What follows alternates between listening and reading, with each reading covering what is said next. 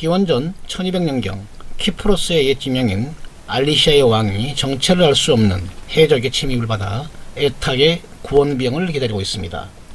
알리시아와 가까운 지중해 연안의 도시 우가리티의 왕 또한 해적으로부터 자신을 구해줄 구원병을 기다리고 있는데 아무도 오지 않습니다. 알리시아와 우가리트 왕은 당시 중동에서 가장 강력한 세력이던 이집트와 히타이트 그리고 주변 동맹 도시에 구원을 알리는 서신을 보냈으나 어느 누구도 구원병을 보내지 못한 것입니다. 두 나라가 침입을 받을 당시 이집트와 히타이트를 포함하여 지중해 연안의 여러 도시들이 정체를 알 수 없는 지중해 해양 세력의 침입을 받아 살아남기에 바빴기 때문입니다.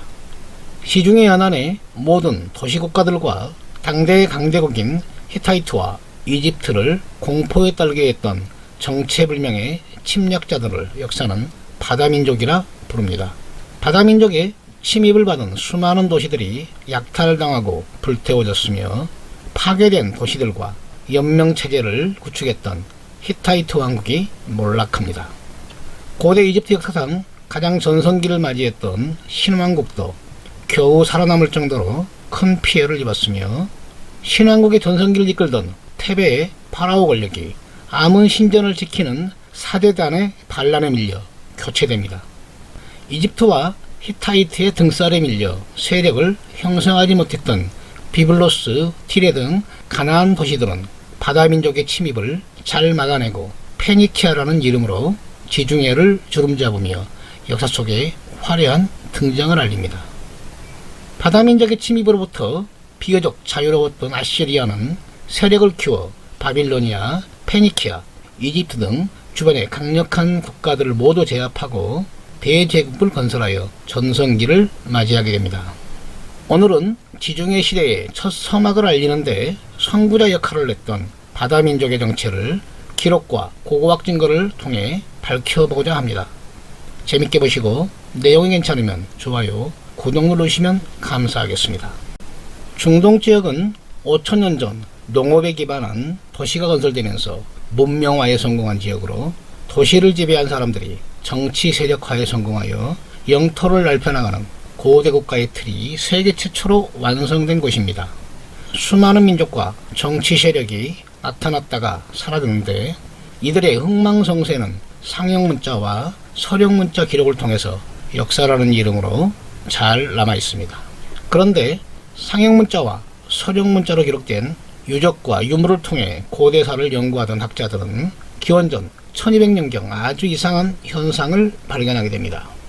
침입, 약탈, 파괴, 포로, 구원을 요청하는 서신 등 전쟁을 암시하는 단어들이 지중해 동쪽 해안에 위치한 국가들에서 공통적으로 나타나기 시작하는데 침입자가 누구인지 특정할 수가 없었던 것입니다.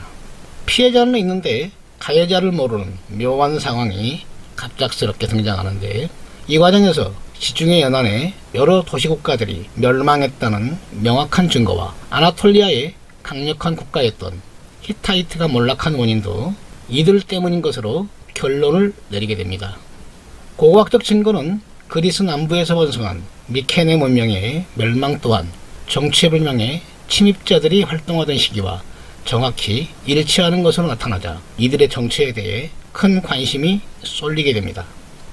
최초의 연구를 주도한 서양학자들은 게르만적인 이동과 같은 대규모 민족 이동으로 보았으나 증거를 찾지 못하고 그들의 정체를 밝히는데 실패합니다.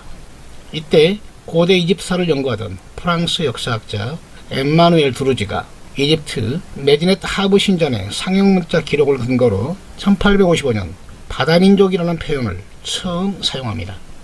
두루지는 고대 이집트 신왕국의 파라오인 람세스 2세부터 람세스 3세에 이르는 7세 동안 상형문자 기록에 근거하여 이집트를 침입한 5개 해양 민족을 바다민족으로 특정하였는데 많은 학자들의 지지를 받게 됩니다. 이집트 기록에서 출발한 바다민족에 대한 연구는 히타이트를 비롯한 지중해 연안의 도시국가들의 서령문자 기록과 비교되면서 점점 그 실체를 접근할 수 있게 된 것입니다. 현재 가장 많이 인용되고 있는 바다민족은 전투 기록이 가장 많이 남아있는 이집트 람세스 2세 메르납타, 람세스 3세 때의 기록과 히타이트, 비블로스, 우가리트 문헌에 등장하는 기록을 교차 검증하여 총 9개의 해양민족을 특정하고 있습니다. 바다민족으로 9개의 해양민족이 지목되면서 정체불명의 침입자란 꼬리표는 떼게 되었는데, 최근의 연구는 특정된 9개의 해양민족의 정체를 밝히는데 모아지고 있습니다. 첫 번째 지목된 데니는 터키 남부 아다나 지역에 살던 셈족 계열의 해양민족입니다. 특히 이들이 살았던 지역은 지중해와 접한 해안을 제외하면 평균 3000m급의 높은 산맥으로 완벽하게 둘러싸여 있는데, 육상으로부터의 침입이 불가능한 지리적 이점을 가지고 있습니다. 이집트와 히타이트 기록에 동시에 등장하는 해양민족으로 다른 바다민족들과 동맹을 맺고 알리시아를 멸망시키고 키프로스에 정착하여 이집트를 침입하기도 합니다. 두 번째와 세 번째로 지목된 에케시와 웨세시는 미케네 문명을 설립한 사람들 중 일부로 후대의 그리스인들이 아카이아인으로 부르는 민족인데, 이들은 기원전 6000년경 아나톨리아에서 건너와 그리스에 정착한 해양민족입니다. 이집트 기록에는 기원전 1437년부터 등장하며 다른 바다민족과 동맹을 맺고 이집트를 침입하기도 하며 후대에 다뉴브강 유역에서 침입하여 스파르타를 세운 도리아인과는 구별됩니다. 네 번째로 지목된 루카는 터키 남부 안탈리아 지역에 살던 셈족과 인도 유럽어족이 섞여있는 해양민족입니다. 히타이트와 수백 년 동안 적대관계였으며 단 한 번도 점령된 적이 없던 것으로 이집트와 히타이트가 시리아 땅을 두고 싸운 카데시 전투에는 히타이트의 동맹군으로 참여하기도 합니다. 히타이트 멸망에 가장 결정적인 역할을 한 민족이며 다른 바다민족과 동맹을 맺고 이집트를 침입하기도 합니다.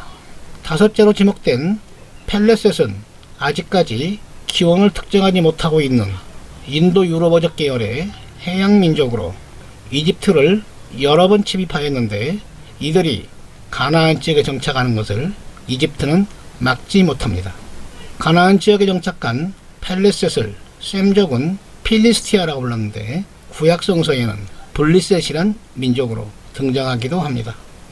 유대인과 가나안 땅을 두고 경쟁하였으며 오늘날 팔레스타인이라는 명칭인 이들로부터 시작된 것입니다.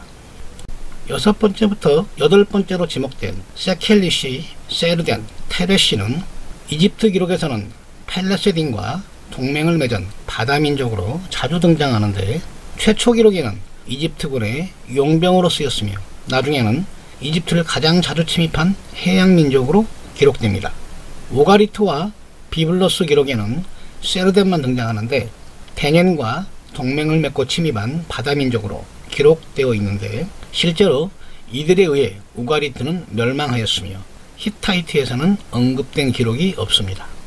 이들의 출생지에 대해서는 현재 두 가지 학설이 유력한데, 하나는 이탈리아 본토와 시칠리아, 사르디니아 섬 사이의 바다인 테레니아에 살았던 원주민으로 보는 설과 원래 터키 서부 이오니아 지방에 살던 해양민족이었는데 나중에 테레니아 해역으로 이주했다는 두 가지 학설이 맞서고 있습니다.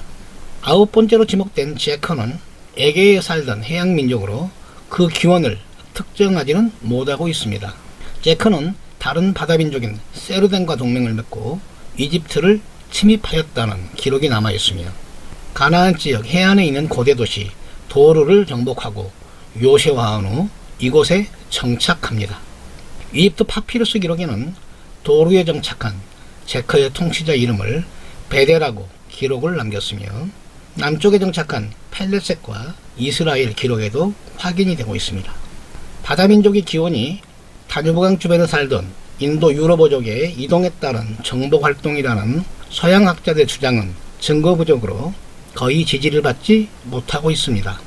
최근까지 밝혀진 연구 결과는 바다민족 대부분이 아나톨리와 남서부 해안과 에게해 인근에 살던 토착민족으로 당대의 강대국인 이집트와 히타이트의 영향력 아래 있던 소수의 해양민족이라는 것입니다. 그들은 이미 이집트 히타이트와 복잡한 이해관계가 섞여 있었으며 반기를 들어야 하는 정치적 이유나 경제적 이유가 있었음이 밝혀진다면 고대사의 흐름을 이해하는 데 크게 도움이 될 것입니다.